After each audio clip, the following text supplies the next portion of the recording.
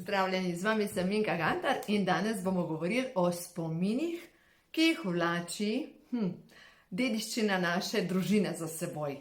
Vsak ima neko družino, vsak se je nekje rodil in vsaka družina ima kakšno stvar za predelati. Tako da res da je bolj enostavno pometati pred sosedovim pragom, ker, glejte, to mene ne boli, če pometam pred sosed, ampak ko pa začnem pri sebi pometati, ja, vsak ima pri sebi kakšno stvar za predelati. No, smo na kavi govorili pred z enimi o tem, da so spet prišle neke zgodbe ali pa podatki o nekih vojnih pobojih. Ne bom se postavila na stran nikogar, ker to ni moja stvar, ampak druga stvar pa je, da tisti, ki imate to v družinah, da se je nekaj tragičnega dogajalo med drugo svetovno vojno, mogoče tudi med prvo svetovno vojno, imate pa dediščino svoje rodbine za počistiti. In to pa niso enostavne zadeve. In prva zadeva, ne bomo brskali, kdo je kriv, kdo ni kriv, kdo je koga in tako naprej, ker vemo, da to samo odpira stare rane. Kar pa je pomembno za nas, je pa to, da odpustimo. Zdaj pa pogledajte. Mnoge energijske točke, ki so v Sloveniji, in vemo, da Slovenija je prepletena z energijskimi točkami, niso samo določeni objekti ali pa recimo cerkve, vemo, da so mnoge na energijskih točkah. In na mnogih koncih so se dogajali te poboji v času druge svetovne vojne ali pa po vojni. In so zaznamovani s težo skupinskih grobišč. No, zdaj pa ena stvar, kaj mi lahko naredimo s tem, da to težo počistimo in vsak ima svojo moč v sebi. In a veste, kaj lahko naredi vsak izmed nas? Če poznate koga ali pa če je v družini, da se je kakšna stvar dogajala, je potrebno odpustiti. Kako pa zdaj odpustiti človeku, ki mu ni moč odpustiti? Ali pa, če veste, kdo je to naredil, poglejte, meditacija za odpuščanje, to je iz knjige Ko ima življenje žur, gre čisto preprosto. Jaz, in daš tukaj noč človeka, ki te je ranil, ali pa ki je ranil tvojo rodbino, prepoznavam dušo v tebi. Jaz pozdravljam dušo v tebi. Oba sva otroka stvarnika, oba sva na zemljo prišla predelovati lekcije, oba rasteva in oba delava napake. Za vse dejanja in vse besede, ki so me ranile, ti odpuščam na vseh ravnih in te spuščam.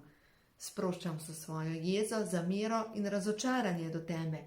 Sproščam so svojo bolečino na vseh ravnih in te spuščam. Osvobajam sebe in osvobajam tebe. Blagoslavljam te z ljubeznijo in ti dovoljujem, da odideš. Naj bo tvoj svet miren in sebi dovoljujem, da je tudi moj svet miren. Spodaj bom dala povezavo. Spodaj kliknite, meditacija za odpuščanje. Delajte to, dokler ne odpustite. V glavnem vam povem eno zgodbo. Zgodbo družine, ki jo poznam. V glavnem, gospa je odraščala na Štajerskem in ko se je iz Celja nemška vojska vračala proti Avstriji, je šla čez hudo luknjo. V glavnem, tam so bili veliki poboji. Če si predstavljate, da je reka Paka, pač to je ni reka, ampak potok, tekel je rdeč. Si lahko predstavljate, koliko padlih je moglo biti, da se je obarvala dejansko manjša reka rdeče, da je kri tekla v potokih. Druga zadeva, pa ta gospa je odraščala, točno 1 leto je bila stara, ko se je pač ta fronta dogajala. In si predstavljate, tisti, ki imate 1-letnega dojenčka, veste, kako se dojenček odziva na vse, kar kar se dogaja, pač želi biti v varnem zavetju mame in naš drugega. In od varnega zavetja mame opazuje svet okrog sebe. In takrat je divjala vojna. In seveda ta gospa je strah glede preživetja prenesla tudi v odraslo dobo in zdaj, ko je že starejša, še vedno ima strah glede preživetja. In se boji vsega, kar ogroža preživetje. Po drugi strani pa, koga je našla, seveda podobnega gospoda, moža, ki ima ravno tako strah glede preživetja in ta gospod je pa njegovega očeta so odpeljali, pač neki, ta beli, ta črni, kaj s tem, eni so ga odpeljali In grob njegovega očeta so našli šele v začetku 90-ih let. Dejansko prej niti ni vedel, kje je njegov oče pokopan. In zdaj, če si predstavljate tega gospoda, občutek zapuščenosti, mogoče tudi jeze na sistem, na ljudi, da je svet nepravičen, mogoče celo jeza na Boga, da je nepravičen. In vse to se pol prenaša naprej na naslednje rodove, ker ta podzavestna prepričanja se lahko prenašajo tudi 9 rodov, si lahko predstavljate. No, zdaj vam pa povem eno zgodbo, pač mojo, ne morem reči, da je to resnična, ampak ogromno stvari jaz v svojih sanjah predelujem. In enkrat se mi je sanjalo, da sta bila 2 gospoda, 2 možakarja sta prekladala nek denar. In potem sta se pa združila v enega in se obrne proti meni in bila tako kot ena kamera, veste, te stare hiše.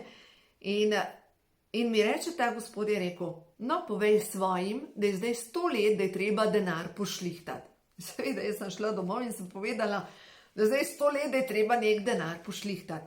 Sicer moj oče ne ve o čem, da bi neka povezava bi bila, ker je že toliko nazaj, ampak nekaj se je dogajalo leta, to je bilo leta 1918. Kaj se je dogajalo, verjetno ne bomo nikdar vedeli. Ampak, kar jaz mislim po svojem razlaganju, da sta to moje 2 pradetka šmunglala nekaj s tem denarjem. Sej upam, da me razumete, ne? Nekaj prekladala ta denar in da je nekaj ostalo po tem denarju. Veste, in te stvari družina vleče za seboj. In zato je tako pomembno, da vsak dela maksimalno pošteno. Pošteno, dobro, da ne poskuša nikogar okrog prenesti, da dela iskreno iz srca, zato ker ta nepoštenost zaznamuje tudi naslednje rodove. Ker vsak pa svojim otrokom želi najboljše. Vsak želi svojemu otroku, da bo srečen, da se bo dobro dogajalo. Zato je za nas tako pomembno. Delaj dobro in dobro se ti bo vedno v izobilju vračalo. In če želimo za svoje potomce blagostanje, delajmo dobro. No, zdaj pa naslednja stvar.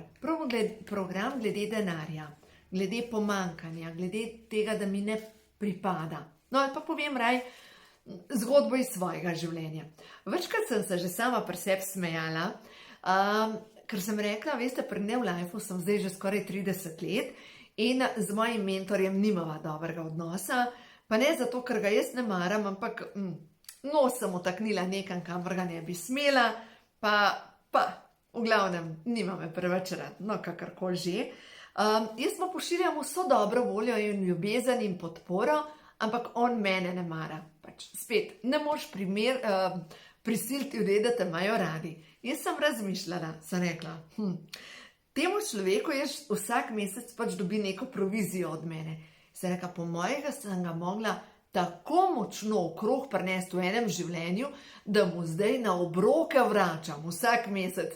In sem začela pač, nekaj časa sem rekla, tako sama pri sebi. Ni mi všeč, on kasira od mene, pa ne da imam zaradi tega jaz kaj manj. Veste, ampak ker nimava dobrega odnosa, si rekla, veste, mu ne prvoščam tega. Ampak potem, ko pa sem začela razmišljati o širši sliki, sem pa rekla, mogoče mu pa jaz na obroke vračam in vsak mesec blagoslovim ves denar, vso provizijo, ki jo on dobi od mene. Blagoslavljam. Zaradi tega, ker jaz od tega nimam nič manj.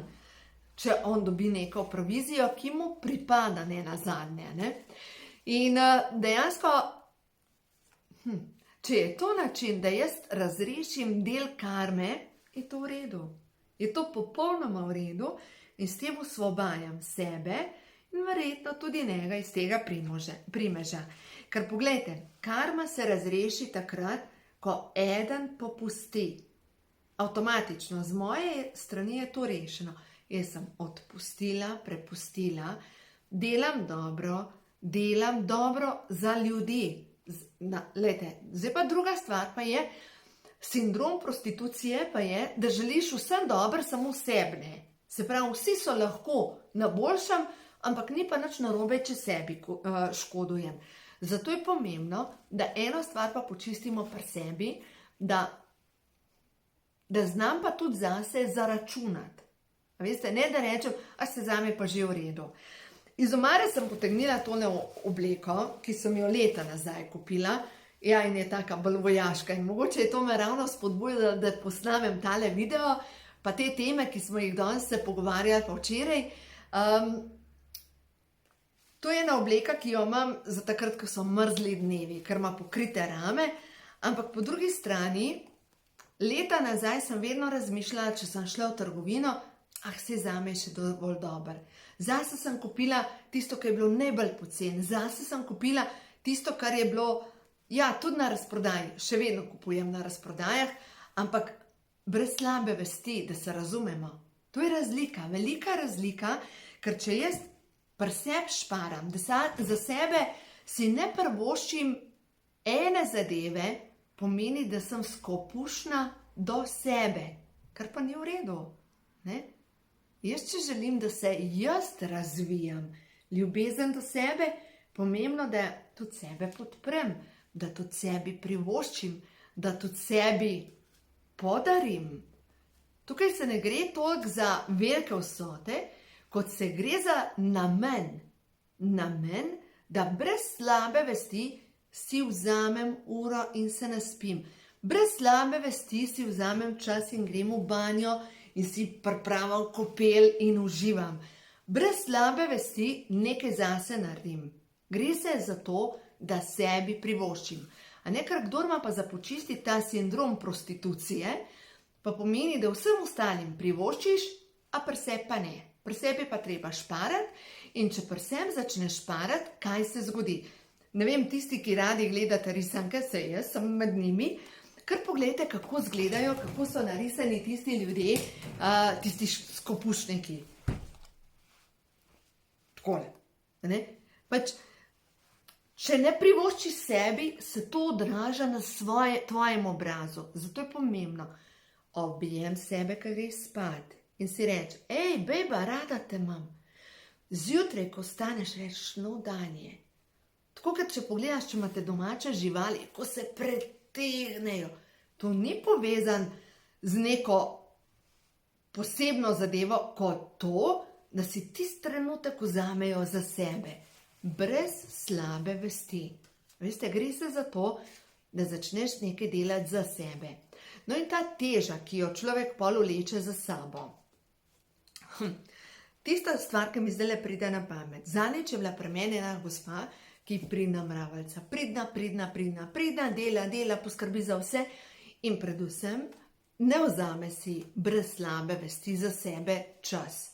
V enem tednu si ne vzame nič časa, zaradi tega, ker do sebe je neizprosna, mora poskrbeti za vse okrog sebe in vedno se nekaj najde, samo ljubezen do sebe ne. Zdaj se pa začel dogajati, da jo začel špikati pri srcu.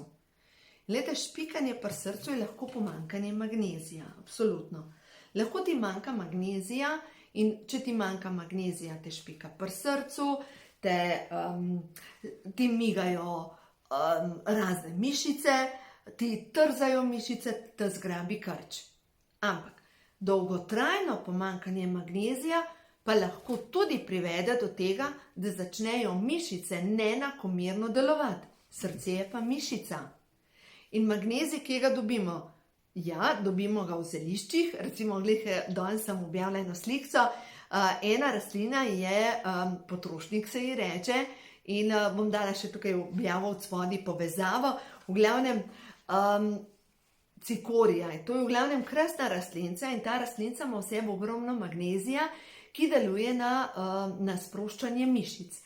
Druga stvar pa deluje na odplavljanje strupov iz telesa, tudi iz jeter na fizičnem nivoju.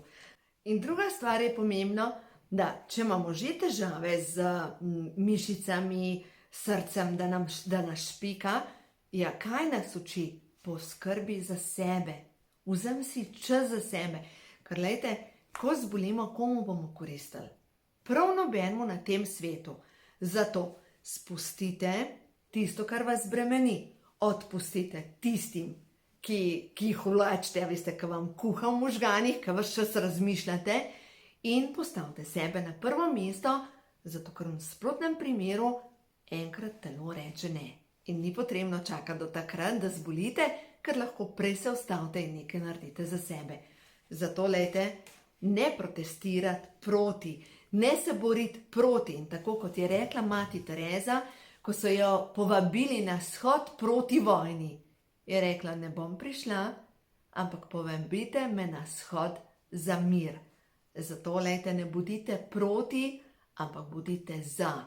Za mir najprej v sebi, mir v vaši družini, in ko bo mir v vas in v vaši družini, ta mir se širi naprej, zato ker veliko mirnih družin pomeni mir v narodu. Tako da delajte na sebi in stvarstvo vas bo podprlo pri vsem tem potovanju.